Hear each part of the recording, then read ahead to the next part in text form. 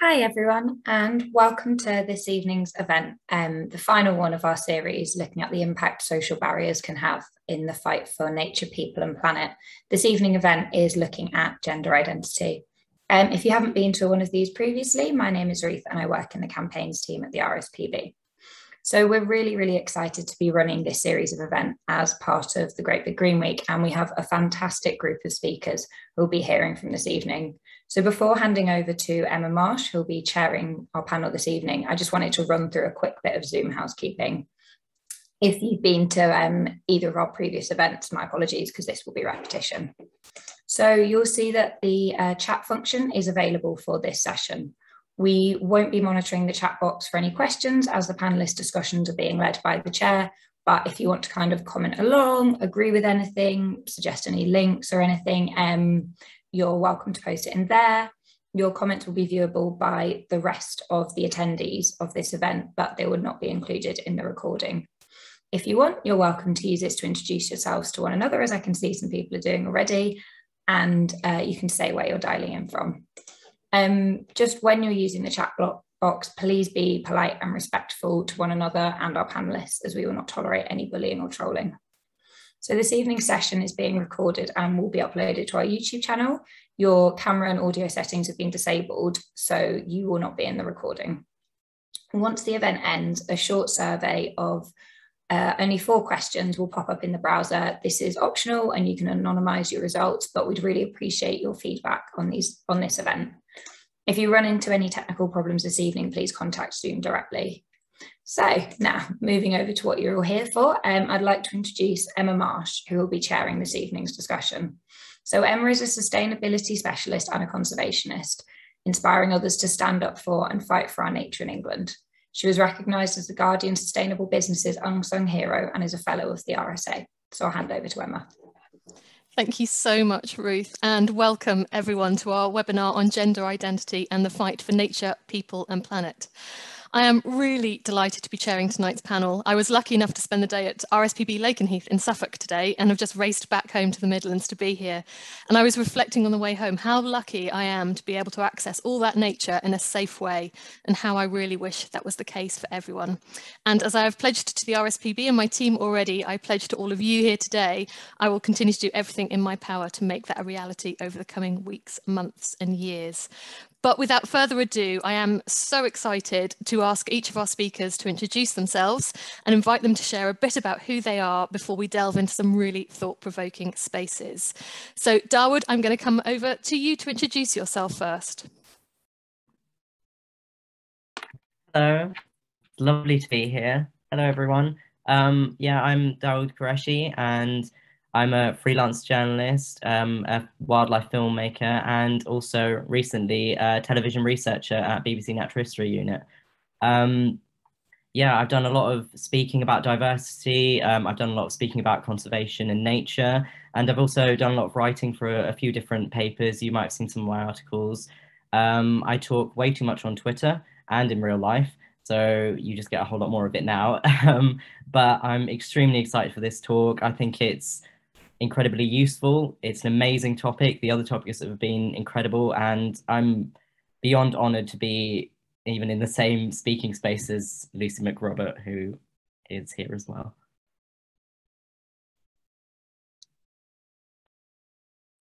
Thank you so much, Darwood. So I am going to go straight over to Lucy to introduce herself. Well, that was a lot of pressure, Darwood, but thank you very much. So my name is Lucy Mcrobert.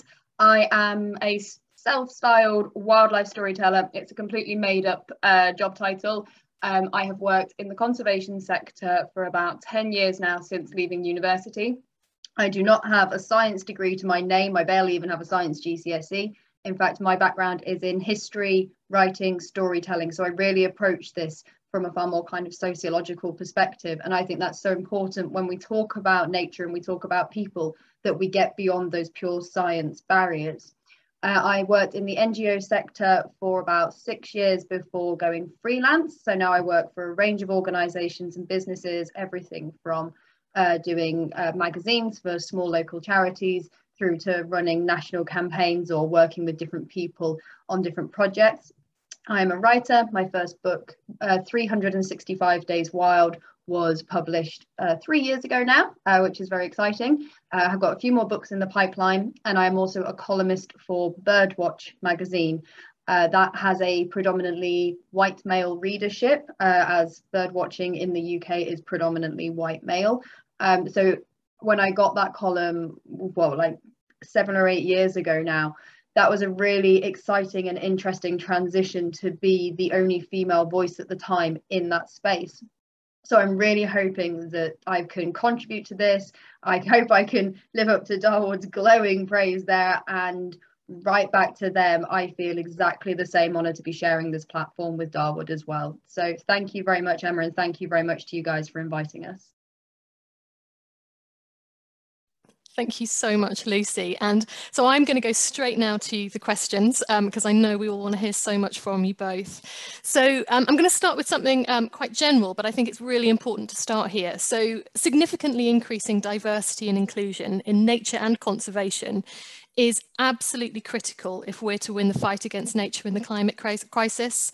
You are both leaders in pushing for this. So I'm really interested if you can share with everyone why you think this is so important for nature and conservation and tackling the climate and nature crisis. And Darwood, can I ask you to start? Yeah, thank you. So for me, I think this all stems from my own sort of background in wanting to grow up and do something in nature. So I grew up in a very white environment where I was looking at sort of TV, I was looking at nature on TV, I was looking at books and all of these things. And I wanted to go out and do things in nature, and I wanted to go out and experience it, and I wanted to work in there. And I knew that was what I always wanted to do. You know, I dreamt of going to different countries. I dreamt of exploring, of writing, of traveling, of that sort of thing. But for me, it was always a hobby. It was always something that I just sort of did for fun. But in the future, I'm never going to do it because I could never see myself doing that sort of thing. I never saw anyone who looked like me. I never saw anyone who wasn't a white, cis, straight male in that environment doing that work. And so, of course, to me, I looked up to them. They were my heroes. To name a few: Nick Baker, Steve Backshall, David Attenborough. I looked up to them, and they are incredible people. But they never really showed me that I could do it myself. And so for me, putting diversity into the conversation about nature and about people is extremely important, because a lot of people tend to separate the two. They separate nature and they separate people. And what people don't understand is that if we don't put them together and we don't work together with the two of them forward, we're going to get less and less people interested and passionate about nature. And that's just bad for nature, because surely you need all hands on deck, especially at the moment when we've got crises happening all around us. We need as many people as possible. And it's not even about just people power. It's about the fact that lots of different people come with different perspectives. People come with different ideas. And if you have all the same people controlling, the atmosphere in which all these ideas come to fruition, you're not going to get very many answers, because you're not going to get people who have different perspectives and they come in at different angles and they decide, oh, we can do this in a different way, and we can perhaps save this bit of environment in a different way, or we can work with these people, or I have these contacts. We're never going to get that if there's just the same people working in the same environment all the time. So it's about getting everyone's hands on deck, but it's also about making it accessible for different people with different ideas and different ideologies. And it's just about general passion for nature. For me, I've done a lot of volunteering, and I do work as ambassador for the Bumblebee Conservation Trust. And seeing people's eyes light up when they see nature out in fields, or they see it even in urban areas, and they've never seen it before, is the most incredible thing. It's absolutely amazing. And they'll ask questions and you'll be like, I knew this the whole time, but different people don't know about this. So spreading that passion and that ambition to save the natural world and to even just observe it is just the best thing. And I don't understand why anyone wouldn't want to do that. So I think that's, all of those things are core to why I think changing the landscape of this arena is paramount, I think, to saving the planet and to the future of our planet. I could not agree with you more. That was incredibly inspirational. Thank you. Lucy, can I ask you the same question? Absolutely. So I was reading through some of the comments underneath a few of the promotional tweets that RSPB did, and I have to say I wasn't actually surprised. There were loads of people who were being really positive and really happy, And then you get the same little section of society that goes, what's this got to do with the RSPB? Don't you do birds? Like, what's gender identity got to do with birds? What's race got to do with birds? Why are we even having this conversation? Surely everyone can access it because I'm a white male and therefore I think everyone has the same privileges as I do. And I find this now such a frustrating conversation. It gets more frustrating, I think, as you get older. I don't know if you just get angrier as you get older. But I now look at this conversation and I think, right, your attitude is the exact reason why we have to have this conversation. If you look back through history, the RSPB was founded by women, amazing, inspirational, kick-ass women who were repressed, but also had hugely conflicting politics. I mean, everyone assumes that they were massively into suffrage, and actually loads of them weren't. Read Tessa Bose's book on Etta Lemon. Oh my goodness, it'll blow your mind. And then the entire movement kind of got hijacked. I mean, she was one of the first people who joined the British Ornithologists Union, but Emily Dickinson basically wasn't allowed to. Like, I don't think we understand how deeply rooted sexism actually is in the conservation movement if you look back 120 years. And if you then look at where we've got to, you say, right, the decline of nature has happened. I will give credit to the past 100 years. I think huge steps have been taken to slow the decline of nature. And in some areas, we have made progress against industrialization and corporatization and commercialization. However, it is not enough. All we have done is slow it. And if we are going to reverse that, we have to accept that the past 100 years of history, which has been dominated by the same group of people, as Darwood very rightly pointed out, it is not enough. So we have to look at why. Why is it not enough? Whose experiences are we not listening to? Why do we keep coming up with the same solutions to the same problems over and over again? Why are the same people keep sitting around the table? And when is that table going to diversify so we can actually bring other people on board? You cannot have a conversation about local conservation without local communities. And you cannot have a conversation about international conservation without international communities. To me, you cannot have diversity, so you cannot save biodiversity if you do not celebrate human diversity, and that comes in so many different forms. It is not a privileged few who get to dominate and shape this conversation anymore. Yeah, completely agree. Thank you for saying that, and completely echo your view on that book as well. It is really interesting, but thank you so much. And, you know, one of the things I wanted to ask you both is very much around the tragic death of Sarah Everard earlier this year. Affected huge swathes of people and brought many fears, previous experiences to the fore in often really difficult and painful ways. And tragically, only this week, we've seen the death of Sabina Nessa, which once again raises many questions and emotions.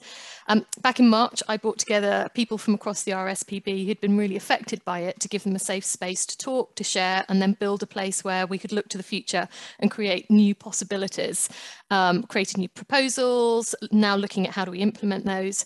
And I'm really interested in the fact that Lucy, you wrote a really, really powerful blog at that time. Everyone I know was hugely affected by it. Call it out. Many of us in the sector, my friends, we used it, we shared it. And so many of the things you discussed, I could recognize, as so could so many other people. So what prompted you to write it? And can you tell us where that's led you? Well, writing it was very funny in one respect, because it was one of those things where you're really angry and you write it really, really quickly, and it's meant to be 500 words, and 2,500 words later you're still going, but it's okay because it's online.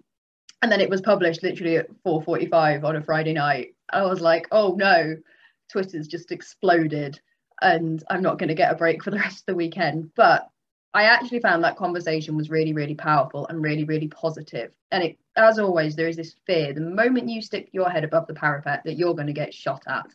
And I had everything lined up to just duck and cover and basically delete my Twitter if I needed to. And actually the exact opposite happened. What I found from this group, predominantly of white males, most of whom were age 30 plus, going all the way through to 60, 70 years old, roughly birding demographic. That is hugely stereotypical. It's actually far more diverse than that, but we're talking about a general picture. They were actually overwhelmingly receptive and really shocked at the fact that women might carry keys between their fingers when we walk down certain canal sides, that when we're walking down a canal side, we're thinking, where's the exits? Just in case. That if they're accidentally following a woman on a nature reserve, we know that you might not, we know that you're probably not going to hurt me, but what if you do? You're bigger than me, you're stronger than me, I hope that I can run faster. But they don't realize there's these little conversations going on in your head almost all the time as a woman. And that's coming from me. I'm a cis, straight, white woman. I have so many privileges in this world that I recognize, and that's coming from me. I can't even imagine what it's like for other people who do not have those same privileges to be in that space.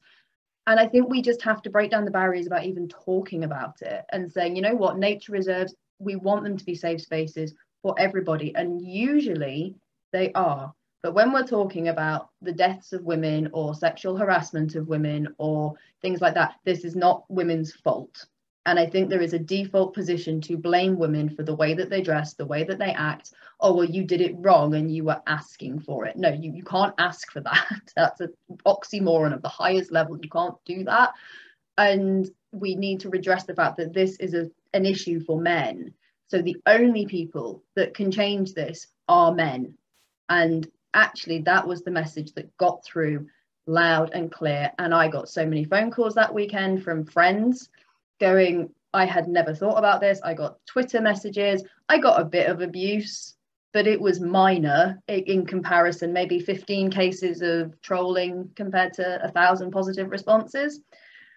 So overwhelmingly, it was actually really met well. And I'm eternally grateful to the Birdwatch editor, who is female. Rebecca is amazing. And she embraced this completely. There was no editing. She just went, go for it, knock them out the park with it. And that platform in that arena was really, really powerful, and it touched a nerve with people who recognized their own failings in a system, whether that's microaggressions, casual sexism, like little comments every now and then that they don't really realize how they might play on our minds afterwards. I don't need my weight commenting on, I don't need my hairstyle commenting on, I don't need my clothes commenting on. I'm just here to watch birds. And I think that has really helped. And I've actually noticed a difference in the way that I am treated when I'm out birding or when I'm out twitching. Either they're really scared of me that I'm going to write about them, or they're actually really open to having positive conversations, which is amazing. Thank you, Lucy. And yeah, I think it's changing, but we need to keep up the pressure, most definitely. And Darwood, I'd really value your perspective on this as well. So for me, what I picked up on, there is the fact that a lot of the men were surprised, very surprised as to what was happening below deck almost, or right beneath their noses. You know, they just couldn't see what was happening. And I don't want to stray too much from the main point of the talk, obviously, because we've already done racism and ethnicity, but of course they do tie intimately with each other, you know, misogyny and racism, and you can't do anything without thinking about one or the other. So a similar response that I got for an article that I wrote was an article that I wrote for an organization called A Focus on Nature, and I wrote it about my experiences as a person of color in nature and on nature reserves, and how I drifted away from nature for a bit. And I got a very similar response, and that response was, I had no idea this was happening. You know, you've pulled back the covers, you've opened our eyes. What on earth is happening? You know, this is terrible. And for me, that at one point is amazing and it's empowering. And, you know, it's good that I've opened your eyes and I've made you see what's there. But it also tells me that the importance of talking to people with different perspectives than your own is paramount, because it's quite obvious that if you just have conversations with people in your own bubble, you're not going to get these different perspectives, as I've said, and therefore you're going to be completely surprised when people do speak out about it. Something that I would really like to comment on is actually the trans and non-binary sort of representation in this industry, and I guess that would link it into its representation in the world, because it really is sort of next to zero. And, you know, it's interesting to think about the the nuances and the importance of talking about different people and different representations, but you can only speak, I guess, from your own experience and what you represent. And I think for me, I guess I do represent that small sort of section of the nature industry, which is non-binary or you know, trans and a person of color, and sort of all together. I kind of make the joke that I sort of collect labels because I all of them. So hire me and I'll be audio diversity in one. No, don't do that. Yeah, so basically it's really important to talk about these things and to write articles about them. But what we need to drive home is the importance of getting people from those different experiences in to talk about their problems. I talked to the CEO of a large company once, and she sort of commented on the fact that she didn't understand the problems that people who were different than her, and she was a cis white woman, and she sort of talked about the problems that that she had felt, and they were really sort of horrible and, you know, and troublesome. But she also talked about the fact that she didn't understand the problems of people who were different than her, and she made reference to the fact that that was because she was only talking to people who were like her. So again, it drives home the point of talking to people who are different than you. And I think what Lucy's article really did, it really did tell people that they are ignorant to the fact that these things are happening right under their noses, and they really need to step up and do something. And I think the same needs to be done for the trans and non-binary community. I actually, I thought before this talk, oh, I'll get some stats ready. You know, I'll sort of find out how many trans or non-binary people there are in the nature industry. And there's really nothing there because, you know, it does stem from that sort of terrified nature of the fact that you don't want to out yourself in a place where it will be quite dangerous if someone finds out. And so you don't put down yourself as a statistic anyway, but also from the fact that there just aren't enough to put down any sort of numbered statistic anyway, and any sort of important statistic. So I would say when speaking about it, I would like to reach out to people, and I, you know, even if they don't want to talk about it, I would like to say that I would like to talk about it for them. And I usually say that when I'm doing ambassador work or when I'm speaking for people, I can only speak for the people that I understand and from my experience.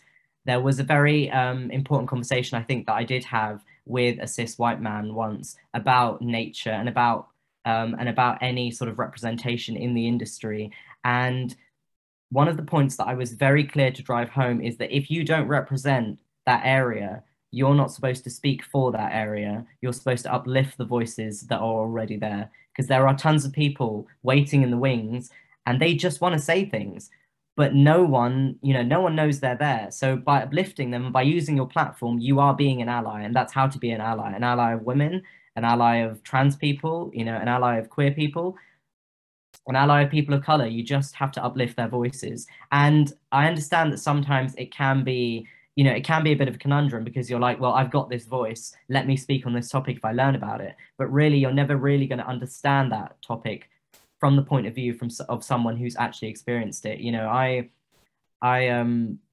do recognize that, you know, walking home at night and feeling terrified because there's, you know, there's large men behind me, and you know, and they'll just be talking about something, but I'm not really listening to what they're talking about. I'm just listening to the loudness of their voices, or the fact that they're getting closer, and the fact that I need to turn a corner quickly and get away, you know. And you know, whilst I don't want to draw away too much from the point of view of women being in trouble, you know, it is also a case of non-binary people who are almost, it's almost easier sometimes to take advantage of them, and especially if you're a non-binary person of color, because there isn't any representation there at all. And so if, you know, if one of us goes missing, and as they do every year, tons and tons of trans people of color go missing, it really isn't something that's looked at by the media. And, you know, I got a lot of those comments that Lucy was talking about underneath some of the posts that I did on Twitter, which were people saying, you know, gender has nothing to do with nature, gender identity has nothing to do with nature. And my response is, it's got nothing to do with how nature feels about gender identity, because I'm not here to tell nature anything. Nature isn't really something I can talk to anyway. It's about making people feel comfortable in this environment, so that when they feel comfortable and when this is a safe environment, they can work to their best potential. And, you know, when people feel safe and when people feel comfortable in an environment, they work to their best potential because they know they can do the things that they want to do, and they can work their hardest because they're not afraid of being attacked and they're not afraid of being put down. They can work in this environment to their full potential. And I think that's absolutely amazing. And that's what this is about. It's about making people feel comfortable, and it's about increasing accessibility so we can get even more people in and more people interested in nature. One of the main reasons there isn't enough representation of any type of person who hasn't got any representation in nature is because they don't feel as if they have a place there. They don't feel as if they can safely work in these environments, and they don't feel as if they will be welcomed in these environments. So by welcoming people in and by making the environment clearly accessible, we can get so many more people in, and we can get so many more hardworking, incredible, intelligent people in. And I just think that's absolutely amazing. So why not do that? Completely agree with everything you've just said.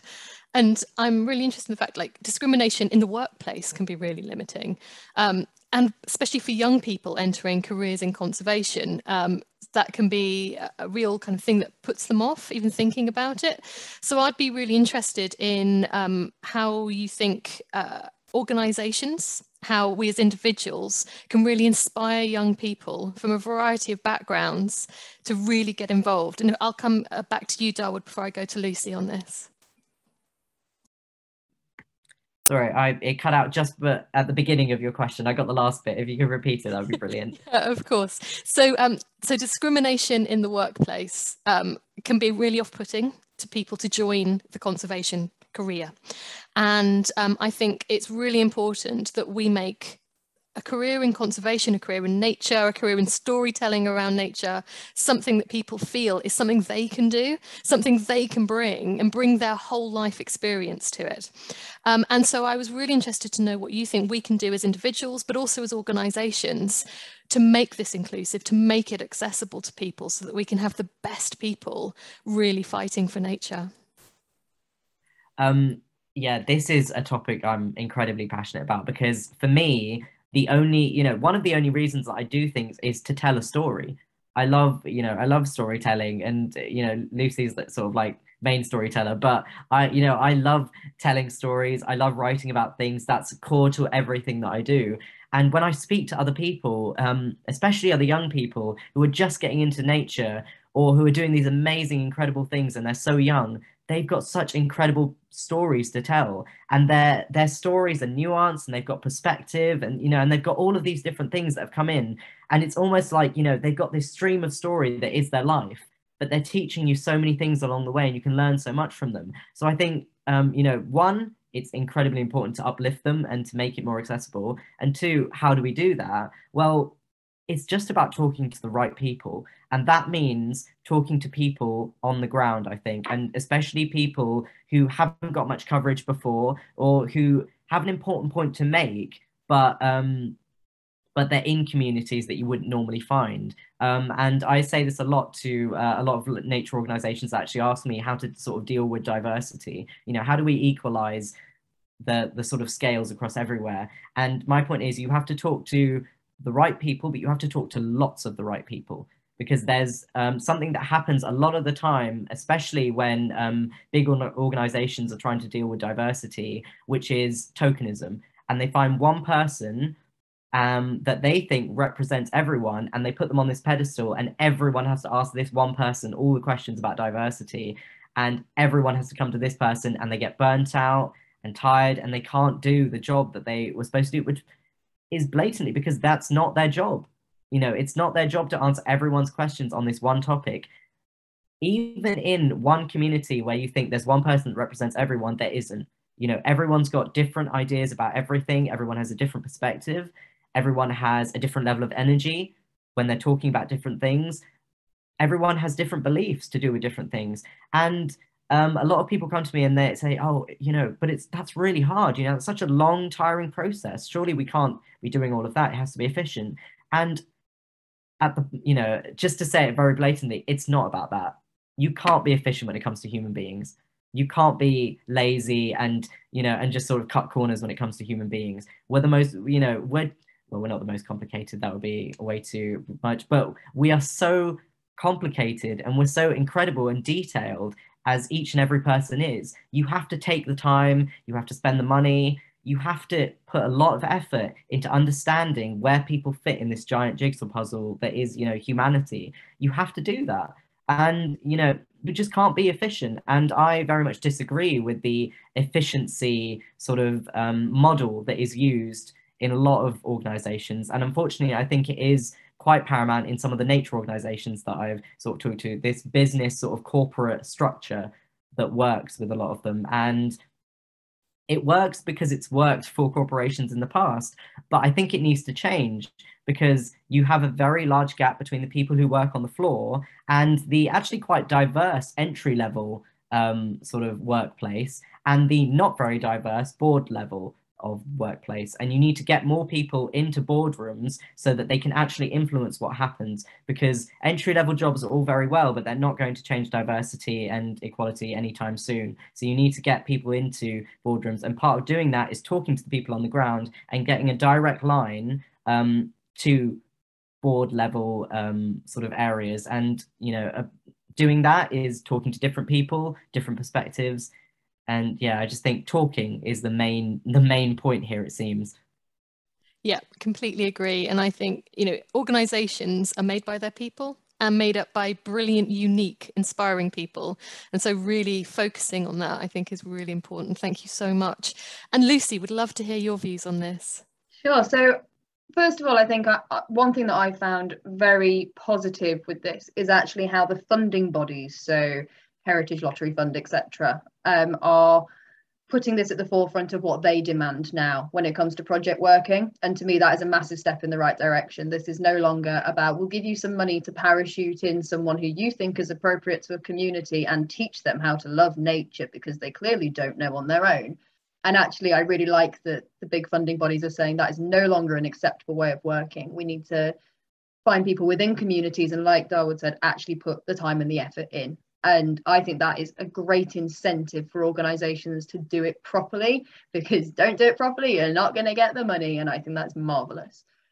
On the other hand, if you want to encourage people into the workplace, I think the big issue that I have confronted is a huge cultural issue within organizations. That is an over-reliance on email culture, an over-reliance on meeting culture. Like Darwood says, this desperation to be efficient. If there is one sector that is not efficient, it is the nature conservation sector. Oh my goodness, sign off, people. Just sign it off. 85% is good enough. We do not need to get every comma. And there is just way too much preciousness, way too much time and effort put into things that don't matter in the grand scheme of things. And actually, we need to create cultures where people feel they can speak up. I had a big reputation with a previous employer for being a troublemaker. And I am literally like the opposite of troublemaker. Go to my teachers at school. I was the only kid at school that didn't have a negative point on the system because I dislike being told off that much. I am the opposite. But what I did was I asked questions. So, is this the right way of working? Is this correct? Are we doing this properly? And that was always seen as being really confrontational, and it's not. And eventually it was that kind of attitude that drove me into being freelance, essentially. Like, it was very clear that once I had a little girl, I could not perform at the inaccessible standards that were set up by the organization to the level that they needed and still progress in the job in the way that I wanted to. It was just very clear that that was not going to happen for me. So if I wanted to be successful with a baby, I was going to have to forge my own path in that. And luckily, like, I don't regret it. It's amazing. Like, I don't have a single regret in that area. It's fantastic. But what you can't do is put out communications that say, come and work for us, we're really, really great, like, we're really diverse and really open, and then essentially have HR teams in there that are really stuffy and are going to pick fault, try and weasel out anyone that asks questions, belittle anyone and put down people who ask questions. And I think those cultures exist far too much in far too many conservation organizations. And I totally get why. It's the way that it's always been, so why would we change it? But to me, that is the level. Trustee levels in conservation organizations, I have a huge amount of respect for trustees because they give up their time for free to do a very hard job. I do not dispute the role that they have, but you only have to look at the diversity on trustee boards to see that it is a role that is unattainable to the vast majority of the population unless you are a retired white man who comes from a middle class background, bluntly. There are more diverse people than that again, but overwhelmingly that's what it is, and they are setting the culture. They're hiring the directors, and it's great to see actually the RSPB is really starting to smash those barriers down, and I really like that. But I think in some of the smaller organisations, this is still a major issue. When you're talking about HR bodies, you're talking about the operational way that things are run. They have got to change. They have got to actually embrace the views of young people. They've got to recognise that if someone reports something like sexism or sexual harassment, this is not about a lawsuit. This is about the way that someone actually feels. They're not doing it to get money off you. They're doing it because they don't feel safe, or they don't feel secure, or they're worried about their job security.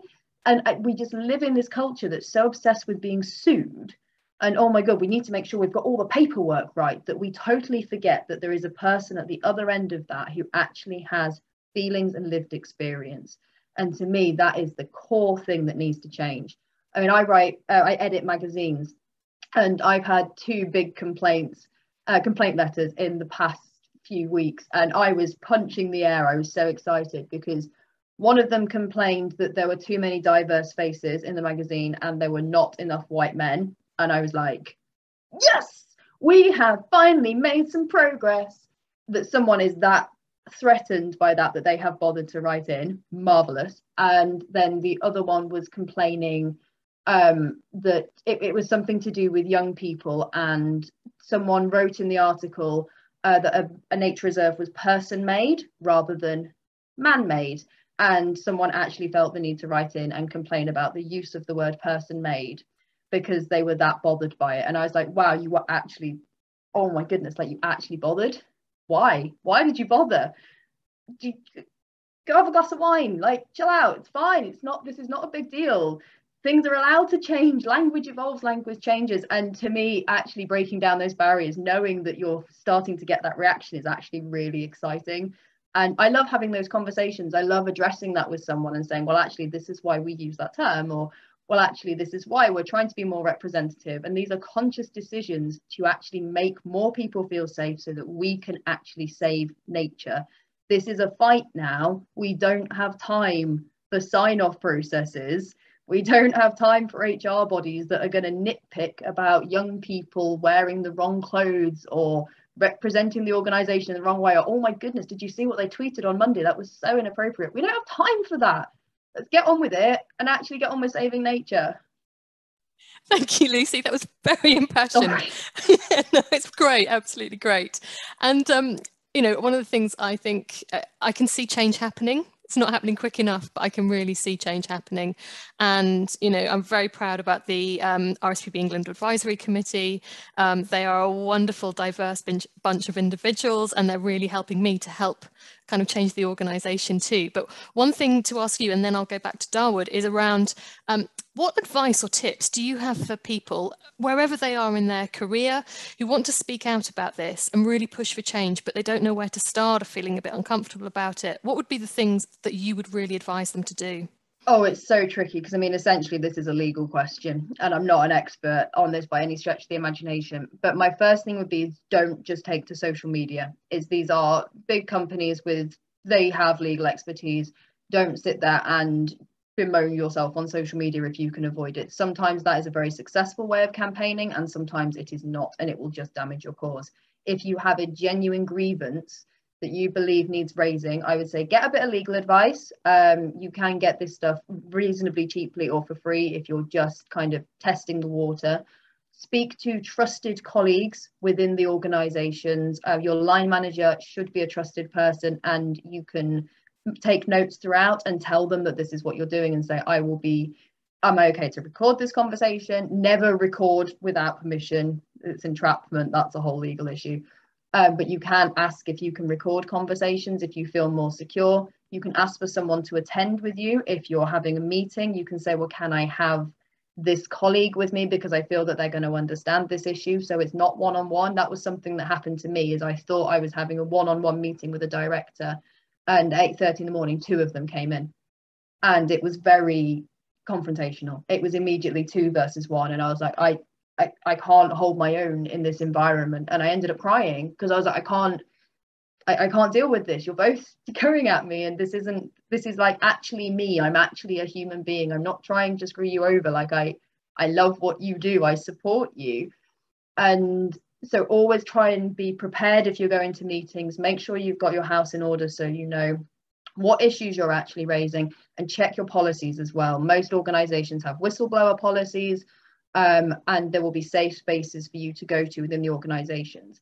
If they are not, it is worth flagging that before something bad happens. So if you know that you work for an organization and you're thinking, oh, actually, do they have a whistleblowing policy? It's worth going and checking that. And if they don't, say, I actually would feel safer and more secure if we did have that policy in place to know that I'm protected if I want to raise legitimate grievances. So there are lots of things you can do. My first thing would be, don't attack an employer on social media, because there may be things going on that you don't know or you don't understand. And that may be what you need to do further down the line, but get legal advice before you do, because you don't want to undermine your cause before you even begin. Thank you so much. Really helpful for everyone. And Darwood, can I get your perspective on this? So, yeah, I think Lucy's talked about the sort of the most important things that you need to do when this situation arises. For me, it's something that I've been thinking about recently, and it comes from a sort of perspective of self-respect and self-confidence.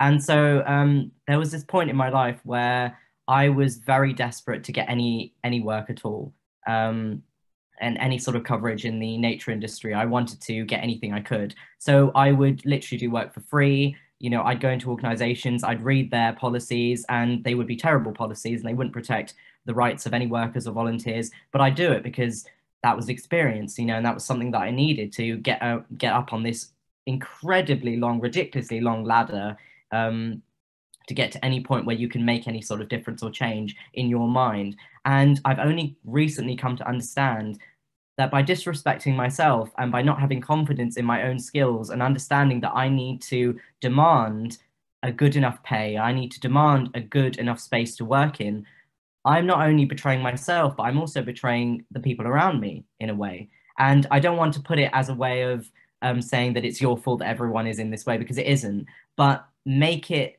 sometimes it's easier to protect yourself when you understand that protecting yourself protects the people around you as well. Because what we need to understand is, by demanding better rights for us as workers, us as volunteers, demanding a better system for our security and our safety, and demanding better pay in any case, what we're actually doing is setting the bar. And we're setting the bar to a height at which other people can then come up to it, and they don't have to fight as hard anymore, because they now can come to an organization. The organization will not expect to take advantage of these people who are in a similar position, because they'll think, oh no, you know, they demand what they need. They demand the work that they deserve, you know, and then they'll give that person that level of work, and that person will feel happy, comfortable and safe in that environment. And then that will allow them to work to a higher place, and that will allow other people to come in. So it really does open the doors, and it's about having that self-confidence and that self-respect. And it is extremely hard. I know firsthand how extremely hard it is to have that passion for yourself, because we're always taught that that's just being proud, you know, that's being selfish, that's not really, you know, you're supposed to give everything to the cause so that you sort of end up this dried up, you know, thing that just blows away. That's just not the case at all. And it's taken me a long time to understand this, but I really want people to take this idea and to run with it. You know, you are worth every single bit of work that you put into this. And you have to demand that from wherever you work, because otherwise they're not treating you as you deserve. They're not treating you as a human being. A human being has basic rights. We have those. Thank you very much. We don't just need those. We need everything else on top of that. So I think having self-respect and self-confidence in your own skills and abilities, which I know is hard, but I think talking to other people about this who have been in a similar situation, talking to people who you've seen, like Lucy, like other people, you know, who have done talks on this, who have written articles on this, doing that will then gratify and verify in yourself that you are important and you are a part of this struggle. We as people, I think, working in the nature industry often find it hard to see the importance of people, which is ironic since we are people, but we see the importance of nature and we see the importance in the environment, but we don't see the importance of people. And like those horrible, horrible comments, people don't see the importance of bringing up people issues in this environment. And that is intrinsically because we don't know our self-worth. And that's because we've been taught that it is less than we deserve. So self-respect and self-confidence, I think, is key. Completely. Thank you so much. And you are both a huge inspiration to thousands, if not millions, of people in this area. And so I'd like to ask you, who inspires you? And I'll ask you, Darwood, first. That is a hard question. I think, so I'm gonna, this is gonna turn into me just saying that Lucy's the most amazing person.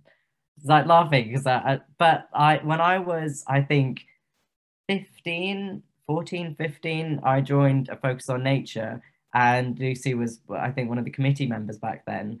And I remember just sort of emailing about different things, and I think we had a phone call and I mentioned a moth. I remember that much, but the rest of it was probably rubbish. But you know, I think that just really inspired me because I'd never seen anyone, a person of color in the industry. I'd never seen that. And I'd only seen men, and I'd never seen a woman, you know, doing the work that she did. And seeing that really sort of said, you know, I can do at least, even though it wasn't the representation that I personally, you know, needed, but it was some of that representation because it was a person who is a minority, of minority status, working in an industry that is quite badly against them, and definitely was at that point because there just wasn't any other representation. And seeing that really spurred me forward. I think, sorry, in terms of other representation and people who inspire me, it's actually quite hard to put down people, any other people, because for me, and I think this goes back to the whole issue of what to do about getting more people into nature and into this this world. Representation. I always talk about representation because representation shows you that you can make it, and it shows you that you can, you know, do these things which you never could have imagined and you were never taught you could do. I never really saw that, and I still don't really see it, and I don't see that representation. In terms of inspiration, I would probably have to go with Chris Packham, and I know that's probably a generic answer, but you know, that sort of punk way of doing things and the blunt way that he says things really inspired me from an early age to just do what I had to do. And I guess anyone else, I would say my mum. She's the one who got me into nature in the first place. She's the one, you know, we grew up in a flat above a shop. We didn't have a garden. There were no nature reserves anywhere nearby. I grew up in London, busy main roads everywhere. She's the one who made us watch nature documentaries.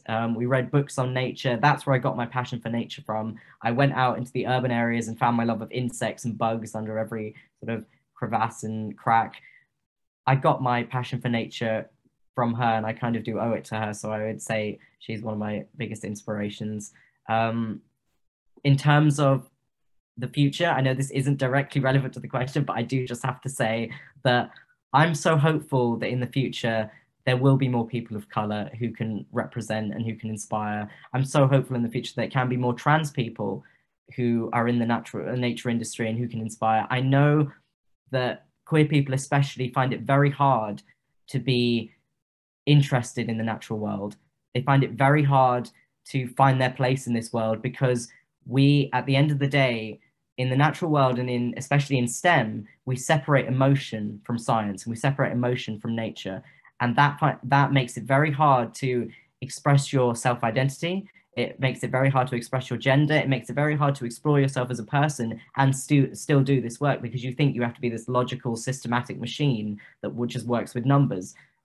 You know, we need to break down those barriers because the best scientists and the best conservationists I've ever seen are 90% emotion and 10% logic. And that's fine because that works, you know, that's brilliant. And we as humans are that. So it's not directly answering your question, but I think I kind of did that at the beginning, but you know, that's why I'm hopeful in the future. And I think that's a very important thing to point out. I think that's absolutely true. And some of the scientists that inspired me the most too Absolutely full of emotion, and it just really grabs you by the heart. So completely agree. And Lucy, can I come to you on this one? Of course, I'm going to be really, really awkward and not answer the question properly, because I've always found that in a slightly weird way, I don't find people inspiring, but I find their individual actions incredibly inspiring, mostly because I don't believe that people are perfect, that you're going to make mistakes, and actually the people who try the hardest and get it wrong occasionally are the people that inspire me the most, because it's like, oh, thank goodness it's attainable. This is brilliant. So one of the things that really touched me over a year ago now was I was chatting to a guy called Dalton, who I think is such a babe, because he is breaking down barriers in the way that we talk about conservation. And he wasn't in the conservation sector. Amazing. He didn't grow up with it his entire life. He kind of burst in, did this amazing podcast. And I really liked the way that he challenged the way that we talked about things. And he did this amazing podcast on race and diversity. And he said to me, who would you get? And honestly, one of the first people I said was Darwood. And you haven't heard of him yet, but you're going to have in a year. And that is that kind of thing that I think is really, really inspiring, because Darwood has not come from something where he's been put on a pedestal and held up to a light by lots of celebrities and everyone saying, look at this guy, he's amazing. From the age of 11, he's carved this path for himself. And I think that is so important. This journey that Darwood's been on, and understanding their identity and understanding how to express their identity, how to talk about their identity and how it relates to their experiences with nature. That to me is the inspiring bit about Darwood's story. And sorry, I laughed really inappropriately, Darwood, while you were talking, and it's because a little comment popped up that went, cheers to Darwood's mum, and I burst out laughing, and I thought it was really funny. And I was like, oh no, he's like, we're talking about something really serious, and I should not have laughed then. So I think those actions are actually the inspiring thing in the conservation sector, and it can be an act from a reserve warden who goes the extra mile in protecting a species. It can be an act from a kid who suddenly decides, so Benjamin Fallows, if you don't follow him on Twitter, please do, because he's just amazing. Because the way that he expresses himself through drawing and expresses his love of nature through drawing, it's amazing. And he's so inspiring in himself, because he's challenging the way that young people are perceived. And it's great that people like that are now being given a platform, they're being given voices. Someone slightly more famous who I think really kicks barriers constantly is Jillian Burke, because I think she has faced so much criticism over the years that is just inconsequential stuff. It's borderline, it's racist. It's not borderline racist. She has faced racist stuff. She has faced sexist stuff. And yet she comes back fighting every single time. And I especially love it. I love it when she talks about her identity within the sector. That to me is really, really exciting, because it brings it all to life for me. And I was really lucky to do a talk with her last year as part of one of the bird fair talks on virtual bird fair. And I literally sat there and I forgot I was chairing, because I was so hooked on what she was saying. It was really, really deep, and oh my goodness, totally blew my mind. So there are lots of individual actions that I find inspiring, as opposed to people. Because like I say, people are not perfect. People make mistakes. People are not always going to get things right. And I think that's one of the biggest barriers when it comes to diversity, is especially with white people and with straight people, we're so scared of trying in case we get it wrong. And it's not about that. That makes it about us. It's not about me. It's not about us. It's about the way that we make people feel welcome. And to me, that is what we have to get better at, is rather than saying we're never going to make a mistake, or we're never going to get a pronoun wrong, we're never going to do any of that, so I just won't try, I just won't engage with that because there's a chance I'll get it wrong, and that's horrible, and I don't want to offend anyone. It's like, no, it's not about causing offense, it's not about not causing offense, it is about trying, recognizing your own privileges in the world and trying to make a difference, even if it's difficult. It's understanding that it might be difficult. It's understanding that this is going to be hard for you, but it's not up to that person to take you by the hand and educate you. You've got to do it yourself. And that is a good thing.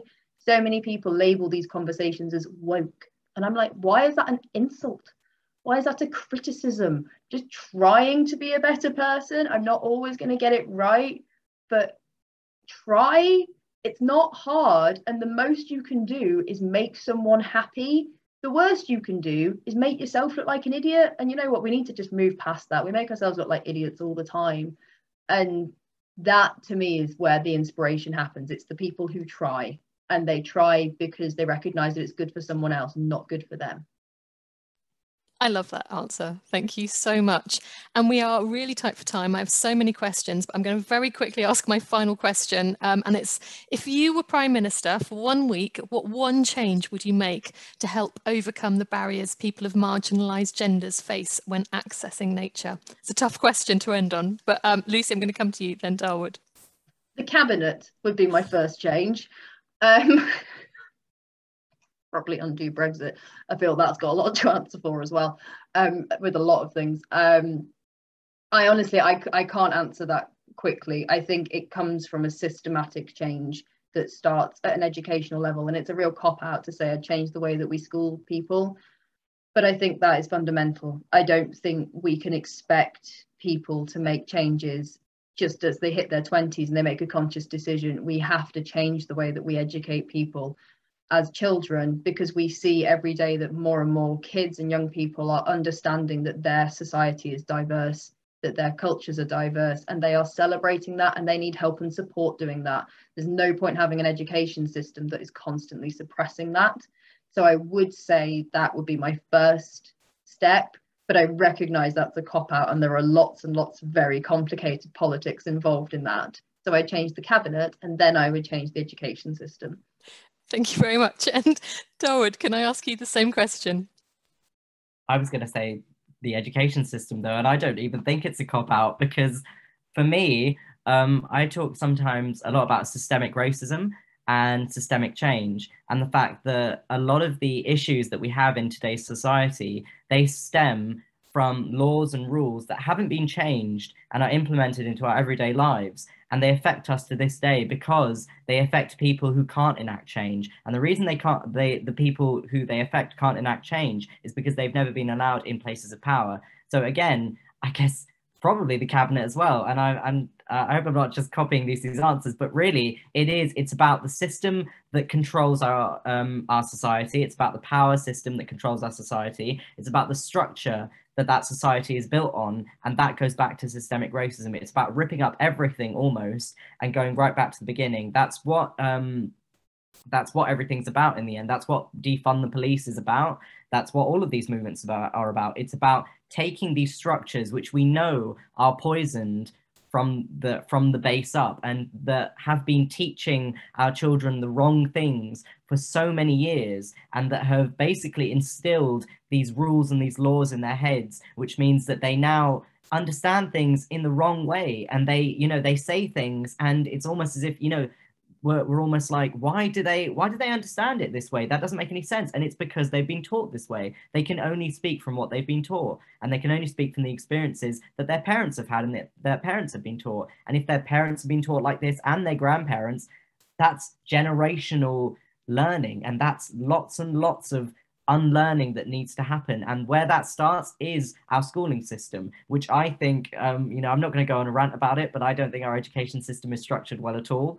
I think it's based on a very old, archaic system, and that needs to be restructured as well. But it's about the education system being restructured to cater for lots of different people with lots of different ideas. And it is about putting that time and effort back in. And it's about restructuring the power. Like I've said, it's about putting people who are diverse on boards and not just in entry-level positions. It's about, like Lucy said, the trust funds and the people who can actually enact change, holding these corporations to account and holding these people to account, and then it goes back into self-confidence and self-respect. If these people who are holding the other people to account know that they can do that because it's their right, that makes all the difference.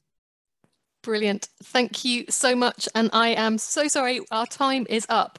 I could speak to you both about this for hours, and I hope I get the chance to do so in the future. But for now, thank you both so much for sharing your time with us, and thank you for sharing so much really good and interesting stuff with us. Thank you to our audience for spending this time, and thank you to Lisa and Ruth for organising tonight. We'll be sharing the recordings on YouTube and our website, so do look out for them, and please do complete the short survey that will pop up at the end for your feedback. And thank you everyone, and good night.